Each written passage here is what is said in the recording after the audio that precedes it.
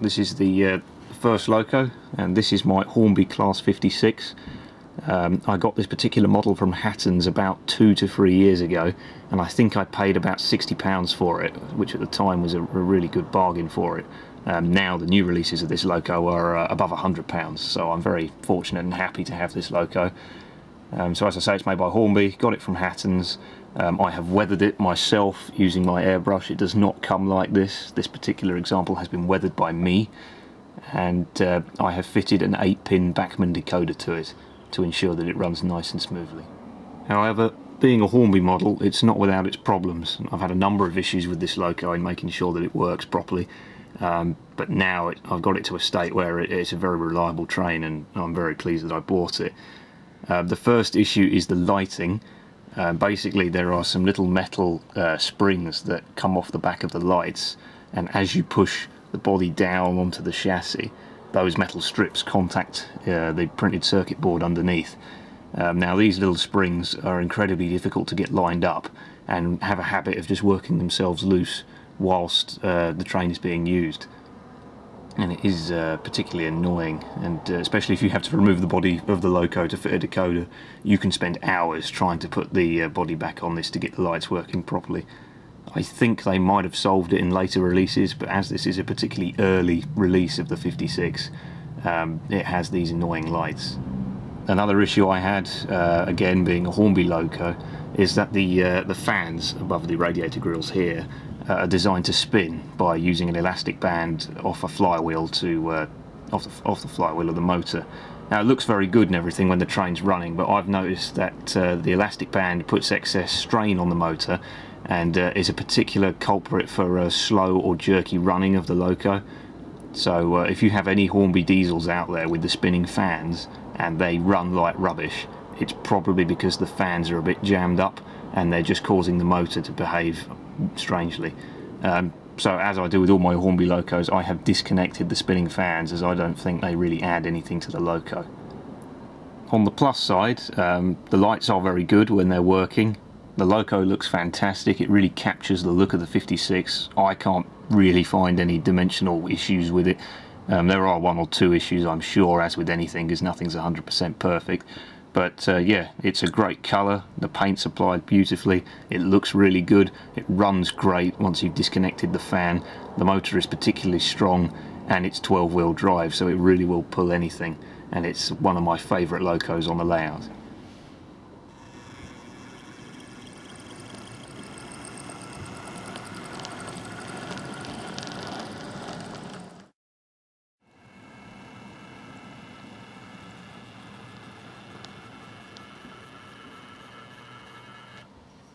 This is my Hornby Class 60, and it's definitely the most powerful Loco I have on the layout. This again is chipped with a 8-pin Bachmann decoder to ensure smooth running, and this is basically in the condition that it is when you get it out of the box, so I have not got round to weathering it yet, but it is certainly on the list. This Loco has a much better lighting system than the 56. I haven't had any issues with the lights, it runs really well, and it's really heavy, so it really pulls a lot of stuff. It doesn't have the spinning fans in the roof to worry about. The only problem I have had with it is the coupling, as many Hornby Class 60 owners I am sure are aware of, and that is that the coupling is attached to the body and not the bogie, so when you go around corners it swings way out and tries to derail the stuff that it's pulling along. The only way I found to rectify this was to take the body off and file quite a lot of metal off the inside of the chassis where the coupling sort of swings through. I also had to remove the spring completely to ensure the coupling was free to move in any direction it wanted, and now it is much more reliable, and it pulls carriages and wagons really well. I picked up this particular Loco at the London Festival of Railway Modelling approximately a year ago.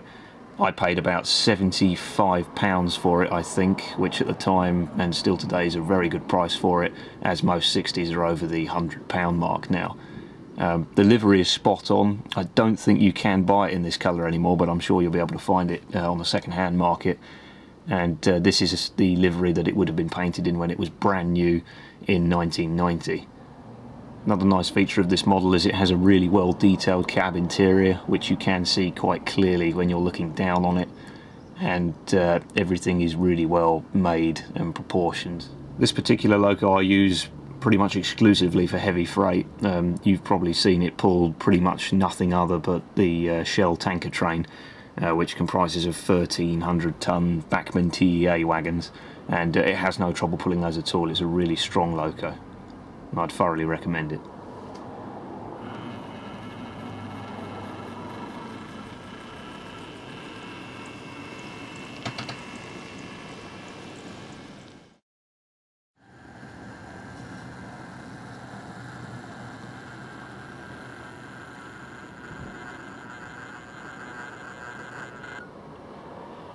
This is my Heljan Class 58. It's chipped with an 8-pin Bachmann decoder, and it is in the rail freight red stripe livery that you would have seen from about 1985 to about 1990.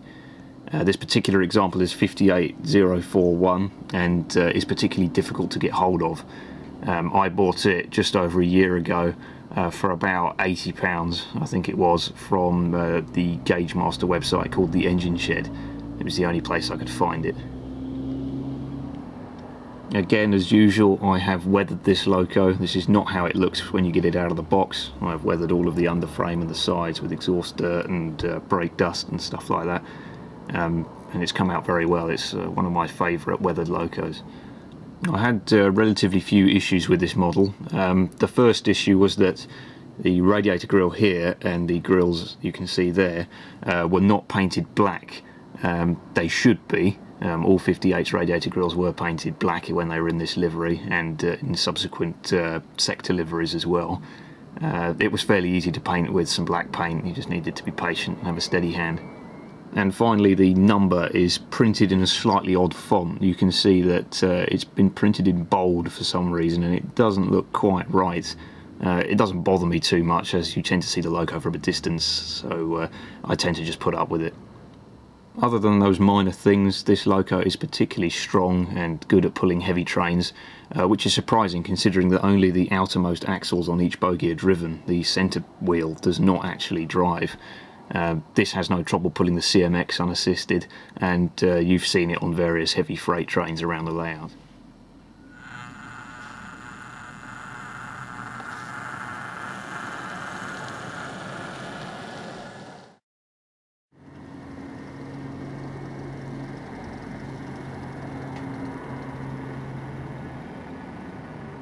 This is the first of my two Hornby Class 50s. This model looks radically different to our Class 50 that you would pick up in the shops, as I have weathered it again as usual, and it has been completely resprayed into the correct revised Network Southeast livery. As usual, this loco is chipped with a Bachmann 8-pin decoder to ensure smooth running, and it has the standard Hornby twin flywheel driven strong motor running gear, and it's a very good loco, runs at high speeds and can pull a lot of coaches. Ever since the Class 50 was made by Hornby, they've seemed to have particular difficulty getting the liveries correct. There's been numerous issues with various liveries, and it's mainly down to colour. Now, when I bought this model, it was number 50045, I think, and it was called Achilles. Now, the blue was far too dark and the grey was far too light. It was also lightly weathered by the Hornby factory weathering department, and it didn't look very realistic at all. So I made the effort to repaint this entire loco completely into 50034, and this one is called Furious. Overall, I think my respray makes a much more convincing Network Southeast looking loco. It's now the right colour in terms of blue and grey, and it matches the carriages that it pulls. I've also toned down the roof and added a load of exhaust dirt. Livery errors aside, this loco is a very good performer. It runs very smoothly, haven't really had any issues with it. The motor's very good. The coupling, unfortunately, is mounted to the body, but this particular example seems to work okay with it. I haven't had any issues with it, and it really is a good express train to have on the layout.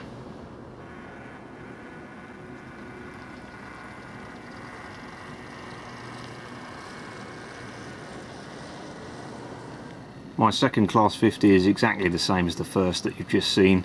It's painted in the same colour, but it has a different running number and name. This was exactly the same model as the first one. I bought it off eBay for about £40 and just resprayed it again in the same method I did the first.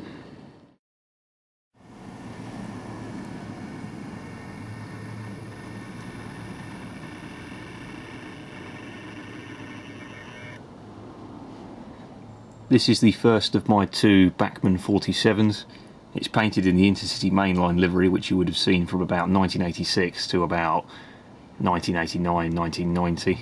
It's fitted with a Bachmann 21-pin decoder to ensure smooth running, and once again I have weathered it with my airbrush and made it look much more realistic. Overall, the Bachmann 47 is one of my favourite locos. I'm planning on getting a few more. It's really nice and reliable, it runs very well, it can pull a lot of carriages, it gives you pretty much no issues in terms of running, and it has very good lighting features. This was the second ever loco I bought for the layout, so you see it in pretty much most videos, and it pulls my rake of Mark I Intercity passenger coaches. I've had literally no issues with this model. I can't really find anything I don't like about its overall dimensions.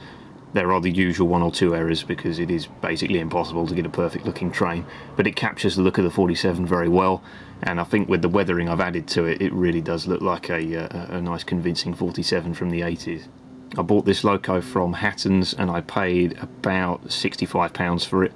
They've gone up in price a little bit since then because I did buy this about 2 years ago, but it's still a very good value loco and it will bring you lots of enjoyment and good running on the layout. It has the traditional Bachmann drivetrain, which is a large can motor which then spins out into two flywheels following by two drive shafts, which then go into a gearbox in each bogie and drive all 6 wheels in each bogie.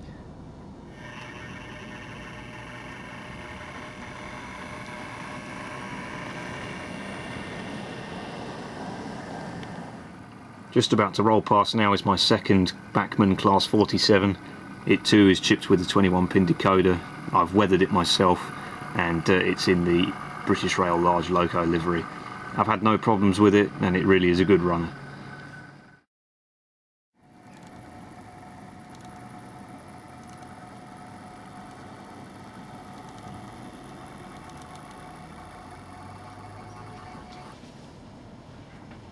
This is a Bachmann Class 37. It's one of their most recent releases, and this is a 37/5 which has the modified front end. This loco will be weathered. It hasn't been weathered yet because it will feature in a weathering tutorial, so I will be doing a video on how to weather a locomotive, and this will be the loco that I'm going to be weathering. I'm going to weather it probably sort of light to medium as it's mainly a freight loco.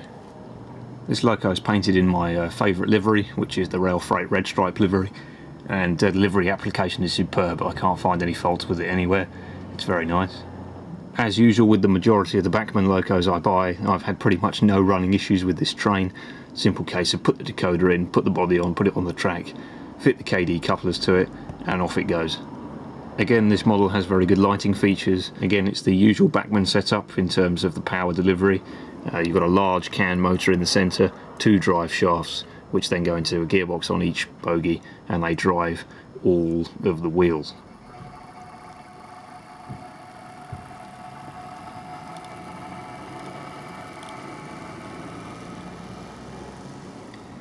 Coming up now is my second Bachmann Class 37.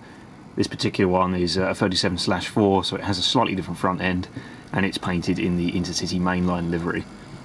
It's a nice livery. The red stripe is slightly too thin, which means it looks a bit silly when it pulls the coaches, but I tend to use it for double heading and freight duties anyway. As usual with Bachmann, I've had no running issues with it at all, and it really is a nice model.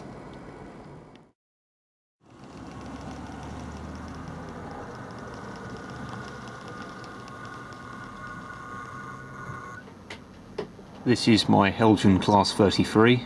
Again, very nice model, and as usual I have weathered it and made it look nice and realistic. This model features the usual Heljan can motor, which is quite powerful in the centre of the engine, which then drives 2 drive shafts into some gearboxes, driving all of the wheels in the bogies.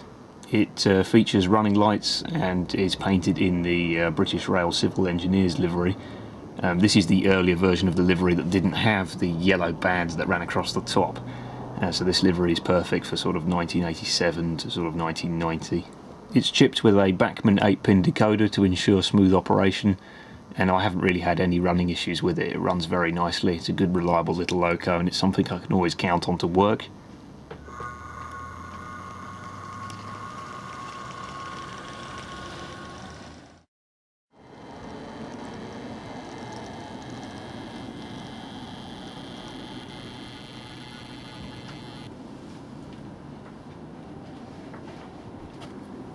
This is my Hornby Class 31.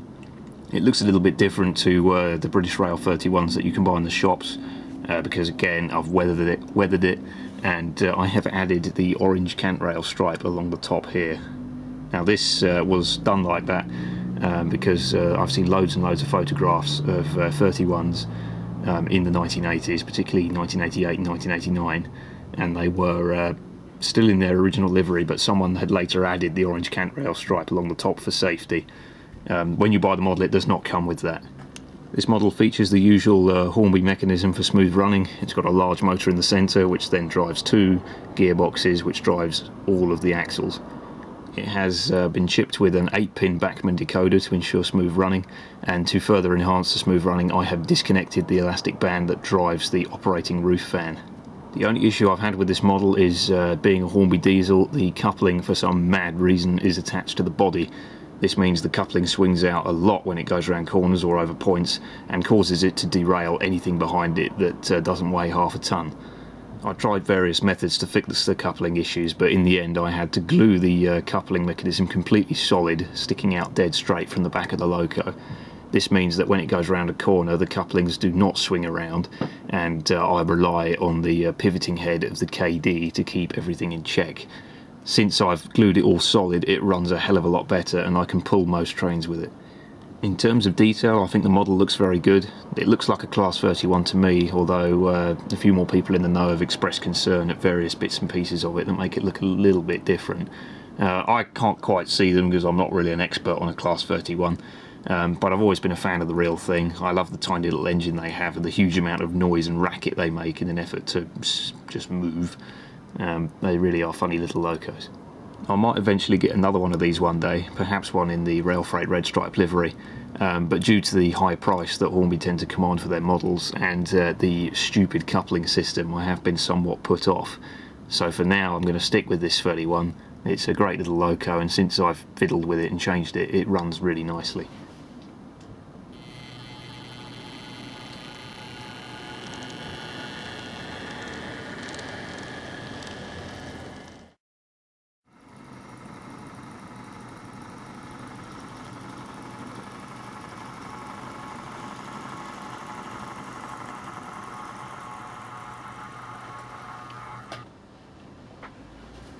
These two are my Bachmann Class 20s.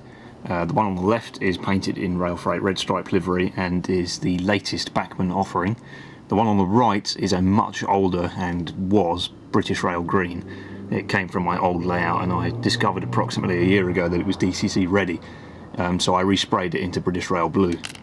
Both of these models are fitted with Bachmann 8-pin decoders to ensure smooth running, and I've tweaked with the settings on those decoders to ensure that both locos run at identical speeds and acceleration rates. It was very common during the late 80s to see a Class 20 in the Rail Freight livery and a Class 20 in the blue livery working together. That's why I painted this one in the blue livery.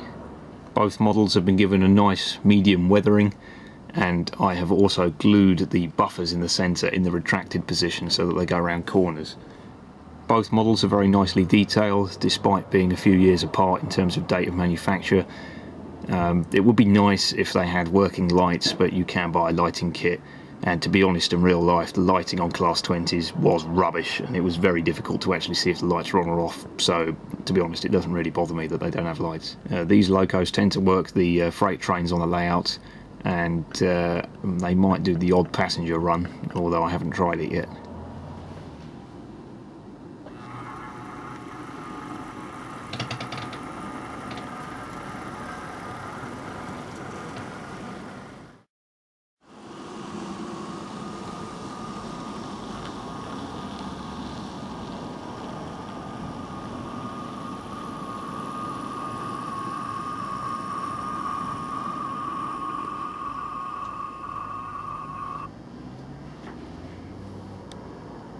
This is my Bachmann Class 150 DMU.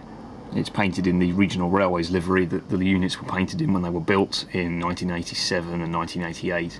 It's chipped with a Bachmann 21-pin decoder to ensure smooth running, and has the traditional Bachmann layout for drivetrains. So you've got a large can motor in the centre, and then that goes into two drive shafts to drive the bogies.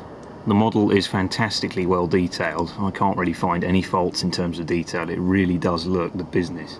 As usual with most of the stuff I buy from Bachmann, this one was just a case of putting a chip in it, putting it on the track and letting it go. I've had no issues with it derailing on parts of the layout or becoming uncoupled. It really is a fantastic unit, and it's extremely reliable. Some people have expressed concern that the windows on the motor carriage are practically sort of black. You can't really see through them. I agree with you, it is a bit silly. Perhaps it would have been better for the motor to be made a bit more low profile and hide it down in the chassis somewhere. The motor and drivetrain is a bit overkill for a two-car unit, and it would have been better to come up with something else. However, the windows are also tinted on the trailer car like they are in real life, and even with the good lighting I have up here, you can't really see that much of a difference. You can see here that you can see through the windows, but if I bring the camera away and look at the unit as a whole, to be honest, there's not really much of a difference, and when it's running you don't notice that one carriage is solid and one carriage is see-through. It doesn't really bother me, and certainly didn't put me off buying the Loco. I bought this DMU from the Worley National Model Railway show. I think I got it from the Signal Box's stall, and I paid approximately £65 to £70 for it, I think, and it's worth every penny. It's a really nice unit. I will be weathering this unit as with everything else. It's just a case of getting around to it. As this is a passenger vehicle, I will be giving it quite a light weathering, as passenger vehicles even in the 80s were generally kept relatively clean, so it'll only get a light weathering.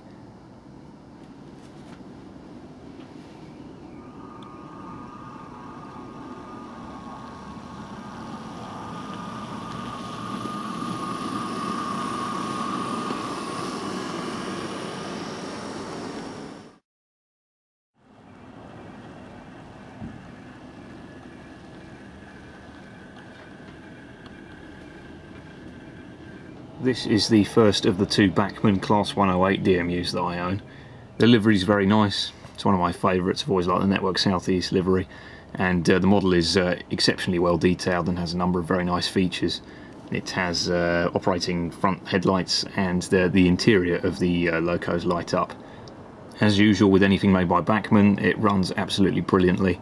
When I was testing the layout, when I was putting all the track together the first time round about 2.5 years ago, it really runs very nicely, and was a great testing vehicle. It never derails, it never really gets stuck. It's just awesome.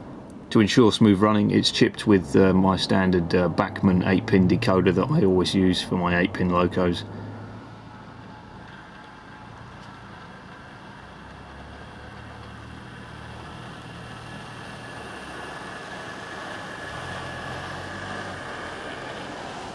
Coming up now is the second 108 that I own. It's exactly the same as the first, except it's painted in British Rail blue. It again is chipped with my standard Bachmann 8-pin decoder, and it's also a superb runner.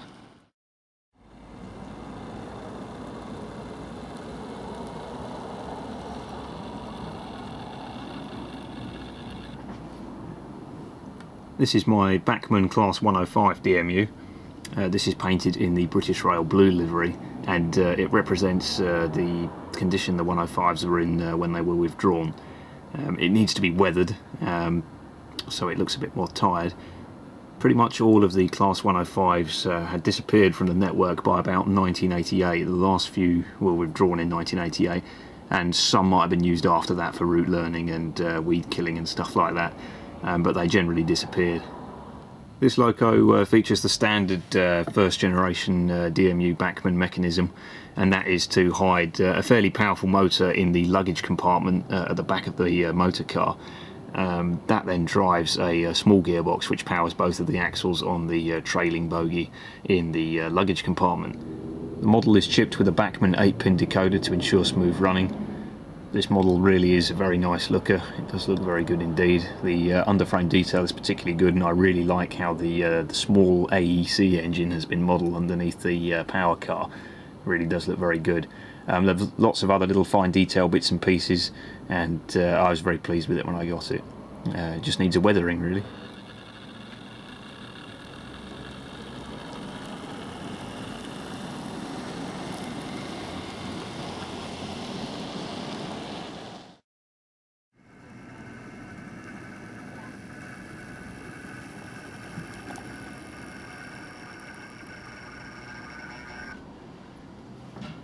This is a Bachmann Class 55 Deltic. It's chipped with a Bachmann 21-pin decoder to ensure smooth running. It has the traditional drive system laid out, so you've got the centre motor, 2 drive shafts, and it's all-wheel drive. It's painted in the British Rail two-tone green livery that you would have seen in the 1960s, and it features running lights and interior cab lights. This train features mainly in the specials that work on the layout, the heritage workings and rail tours.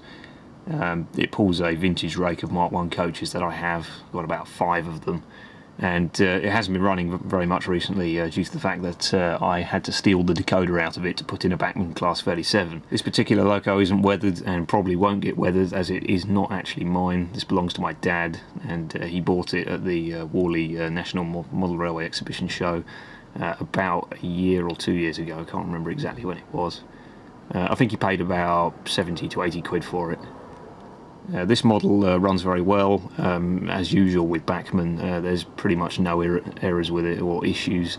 There was a small thing with the contacts for the cab lights in the roof at one end were a bit loose, and one of them had fallen off, but it was a simple case of just soldering them back onto the circuit board and they were working again. It was about a 5-minute job.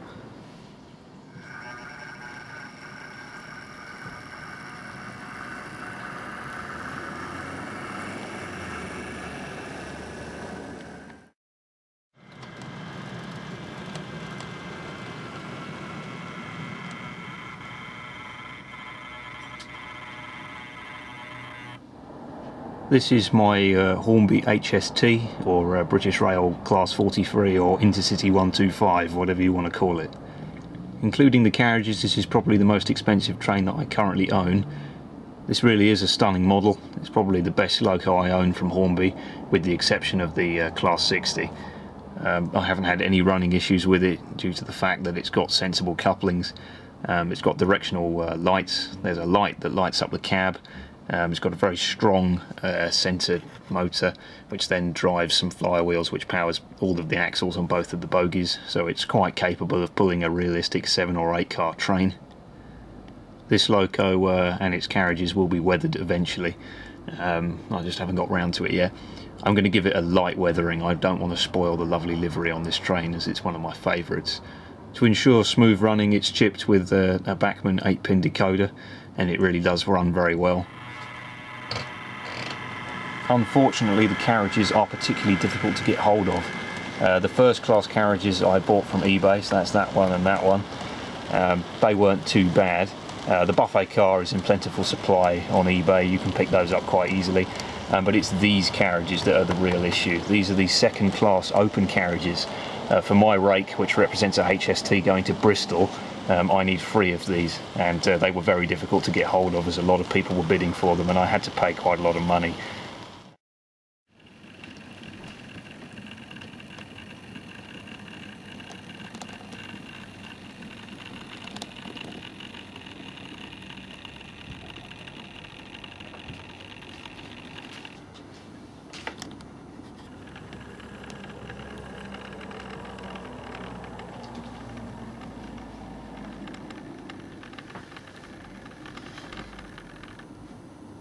About a week ago I was cleaning out some boxes underneath the baseboards and organising some of my stuff.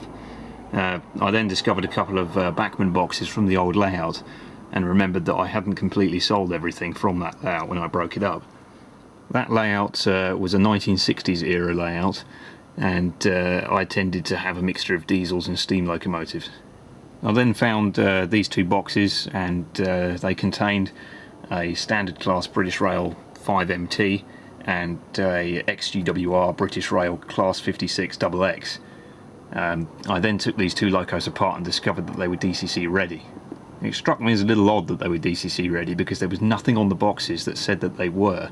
Also on the exploded diagrams showing all the components the models were made of, there was no illustration of a DCC ready circuit board. So after a quick dusting, some oiling and a major service and a bit of TLC, I've chipped these two locos with some old Hornby decoders. They look quite good when they're going around the layout, although they can't really pull anything. The 56XX can pull 2 coaches at the most up the helix before it gets stuck, and the 5MT again can only really pull 2 coaches before it gets stuck and just spins its wheels. So there you go, they're the final 2 members of the fleet.